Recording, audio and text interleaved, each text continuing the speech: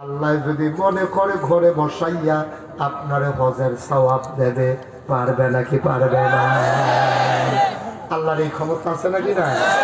আপনার দরকার সওয়াবের না, আপনি গরু হত্যা থেকে যদি সব আর আরেকবারে হজও গেছে, মেহনত করছে, মারা গেছে, জান্নাতুল বাকিতে কবর দিছে, অথবা জান্নাতুল মাআল্লা মাকবারাতুল মুআল্লা কবর দিছে, কিন্তু এবার আর হজ হইছে না, এরকমও আছে। এবার হজ করতে আছে কিন্তু হজ হইছে না, কারণ এবারে কোনো হজের নিয়ত করে হজও গেছে না, এবারে যাইতে চাইছে না, এবার আর ফুটাইতে না। পাঁচজন বিদেশ থাকে আর ফাস্টফুডে কইছে আপনার এবার হজর নেমে, এবারে আরে আমি বুড়ো হয়ে গেছি গিয়া না না না না আপনি যাইবেন হজর।